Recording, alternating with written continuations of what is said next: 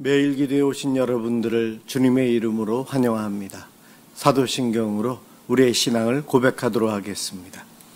전능하사 천지를 만드신 하나님 아버지를 내가 믿사오며 그 외아들 우리 주 예수 그리스도를 믿사오니 이는 성령으로 잉태하사 동정녀 마리아에게 나시고 본디오 빌라도에게 고난을 받으사 십자가에 못 박혀 죽으시고 장사한 지 사흘 만에 죽은 자 가운데서 다시 살아나시며 하늘에 오르사 전능하신 하나님 우편에 앉아 계시다가 저리로서 산자와 죽은 자를 심판하러 오시리라. 성령을 믿사오며 거룩한 공예와 성도가 서로 교통하는 것과 죄를 사하여 주시는 것과 몸이 다시 사는 것과 영원히 사는 것을 믿사옵나이다. 아멘. 하나님께 찬양을 드리는 시간입니다. 시편 96편 1절에서 13절까지 합독하도록 하겠습니다.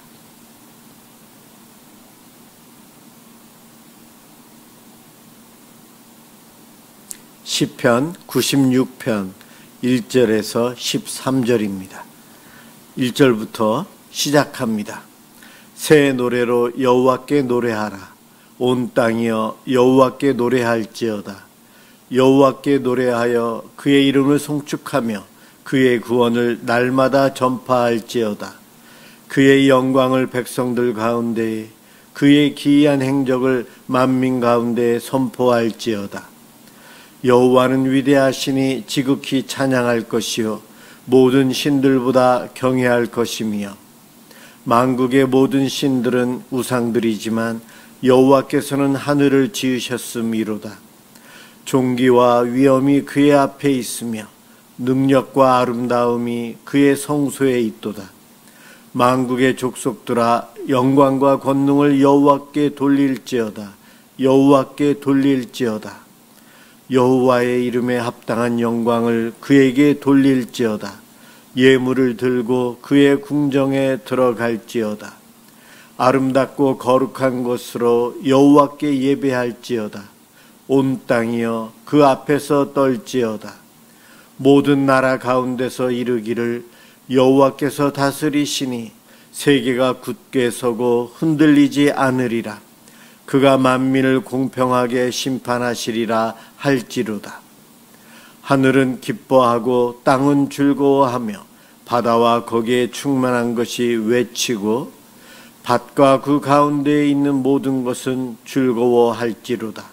그때 숲의 모든 나무들이 여호와 앞에서 즐거이 노래하리니 그가 임하시되 땅을 심판하러 임하실 것임이라. 그가 의로 세계를 심판하시며 그의 진실하심으로 백성을 심판하시리로다. 아멘. 오늘 함께 볼 하나님 말씀 마태복음 10장 34절에서 42절입니다.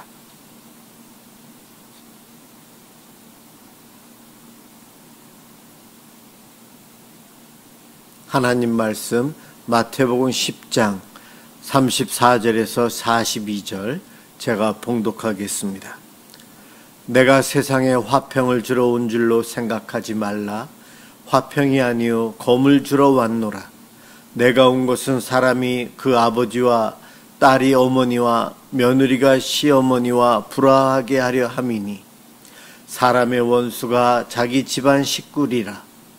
아버지나 어머니를 나보다 더 사랑하는 자는 내게 합당하지 아니하고 아들이나 딸을 나보다 더 사랑하는 자도 내게 합당하지 아니하며 또 자기 십자가를 지고 나를 따르지 않는 자도 내게 합당하지 아니하리라. 자기 목숨을 얻는 자는 잃을 것이요 나를 위하여 자기 목숨을 잃는 자는 얻으리라. 너희를 영접하는 자는 나를 영접하는 것이요 나를 영접하는 자는 나를 보내신 이를 영접하는 것이니라. 선지자의 이름으로 선지자를 영접하는 자는 선지자의 상을 받을 것이요 의인의 이름으로 의인을 영접하는 자는 의인의 상을 받을 것이요 또 누구든지 제자의 이름으로 이 작은 자 중 하나에게 냉수한 그릇이라도 주는 자는 내가 진실로 너희에게 이르노니 그 사람이 결단코 상을 잃지 아니하리라 하시니라. 아멘. 희생과 상급이라는 제목으로 함께 은혜를 받고자 합니다. 우리 예수를 믿으면 복받고 평안과 또한 치유와 회복을 경험합니다. 하지만 또 다른 의미로 예수를 믿게 되므로 안 믿는 사람들과 믿는 사람과의 갈등이 발생하기 때문에 그러한 현장에서는 예수를 믿는 것 때문에 화평이 깨지고 어려움이 옵니다. 오늘 이 두 번째 경우를 지금 이야기하고 있습니다. 예수님께 나아갔더니 오히려 집안에 분쟁이 생기고 나의 큰 희생을 해야 되는 그런 일들이 발생하게 됩니다. 이럴 때 낙심하게 되는데 오늘 본문 말씀은 예수님께서 제자들에게 예수님을 따르는 삶이 결코 쉽지만은 않다, 그 말씀을 하십니다. 그렇지만 끝까지 예수님을 따르는 삶을 사는 이들에게는 상급을 주시겠다 말씀해 주고 계십니다. 하나님께서, 예수님께서 천국 가는 우리들에게 상급을 어떻게 주실지는 잘 모르겠습니다. 어떠한 신학자는 상급을 이 땅에서 죽기 전에 하나님께서 주셔서 누릴 것이다 라고 해석하기도 합니다.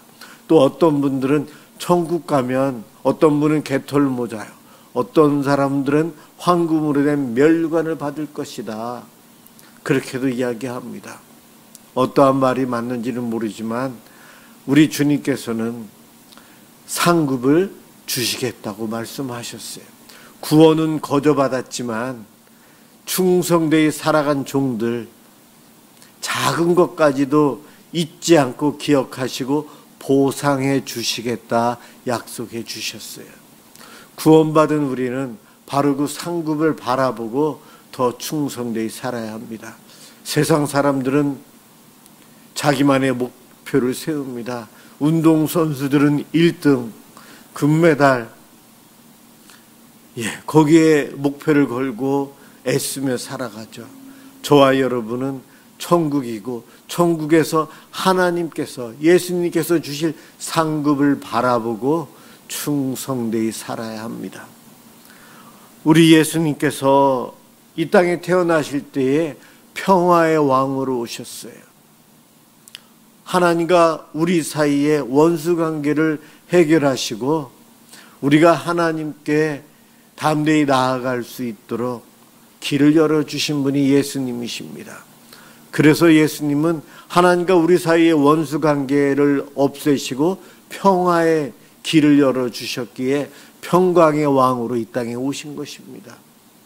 그러나 그 예수를 믿다 보면 이 세상에서는 평화의 왕으로 오신 예수님을 믿는 사람과 믿지 않는 사람과 사이에 구별됨이 생겨요.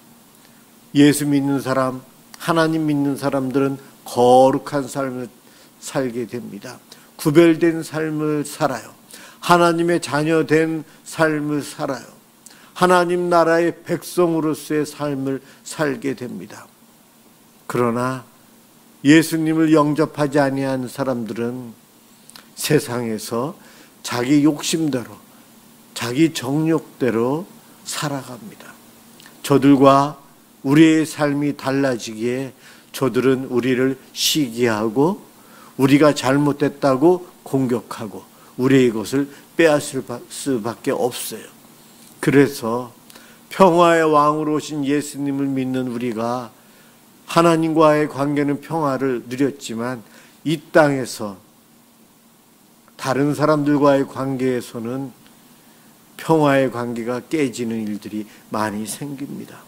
오늘 본문에서는 우리 예수님이 그래서 이 땅에 화평을 주러 온 줄로 생각하지 말라, 화평이 아니요 검을 주러 왔노라, 전쟁을 일으키러 왔다는 거예요.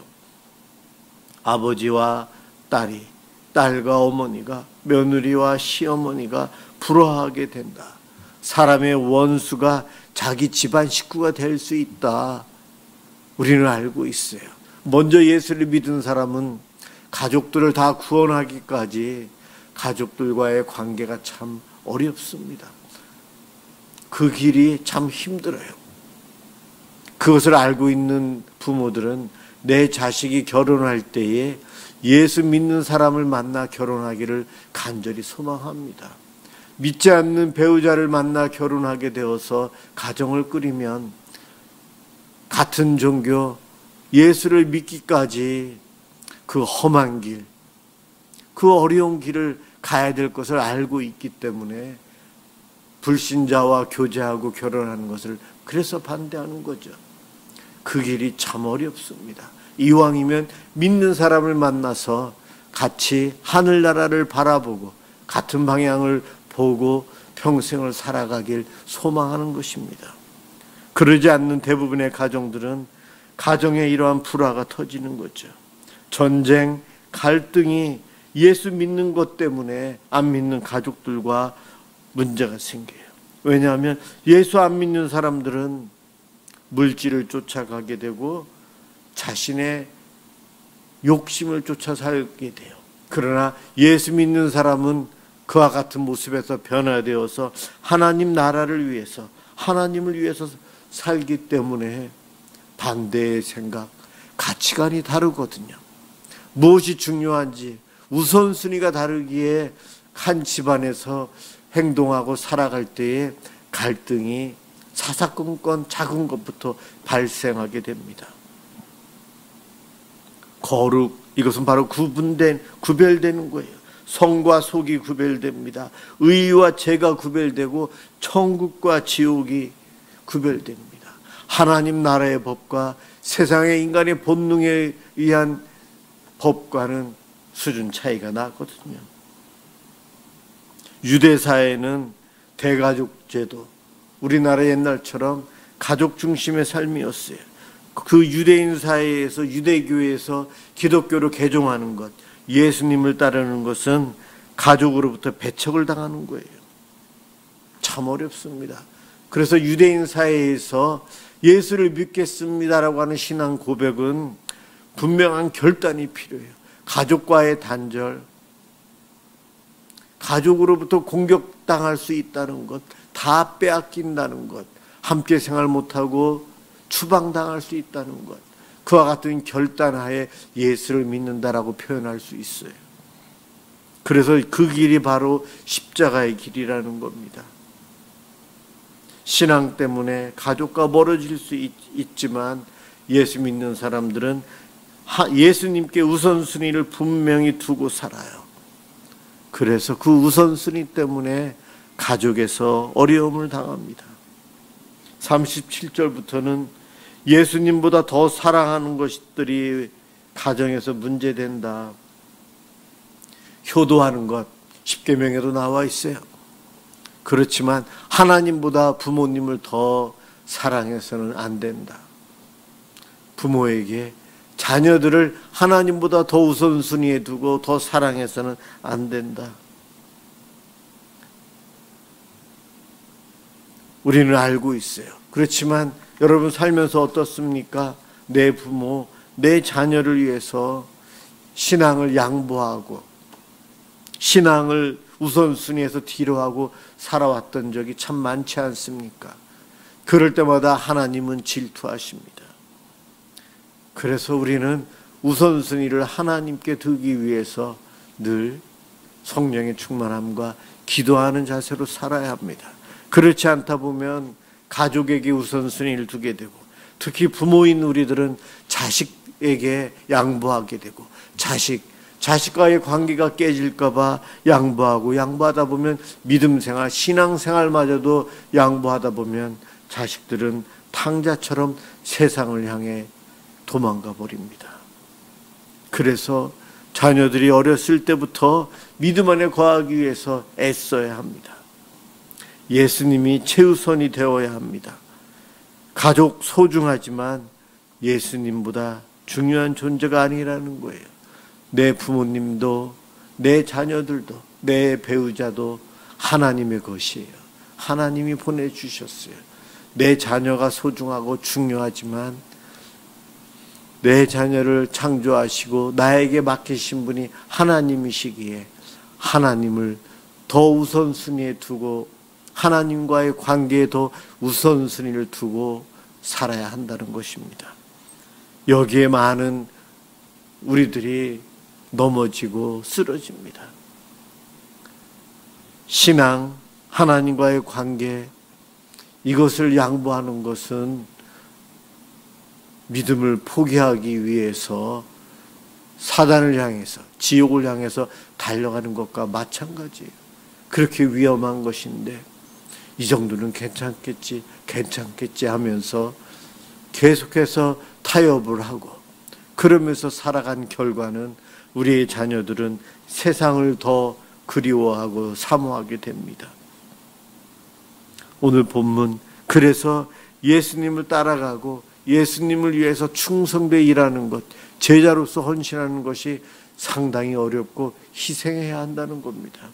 믿음을 위해서 하나님 우선, 신앙이 우선이다라고 여기며 살아가다 보면 자녀로 인해서, 남편, 배우자로 인해서, 부모님으로 인해서 아픔과 상처와 희생의 일들이 계속해서 일어납니다. 그것이 두려워서 타협하고 믿음을 양보한다는 것은 안 된다는 겁니다. 또한 그리고 40절부터 예수님의 제자를 영접하는 자에게 상을 주신다. 나를 영접하는 자는, 너희를 영접하는 자는 나를 영접하는 것이요. 예수님의 제자를 영접하는 것이 예수님을 영접하는 것이고 하나님을 영접하는 것이고, 주의 이름으로 어린아이들에게도 냉수 한 그릇, 물 한 그릇, 물 한 컵 주는 것도 하나님은 귀히 여기신다고 말씀하십니다.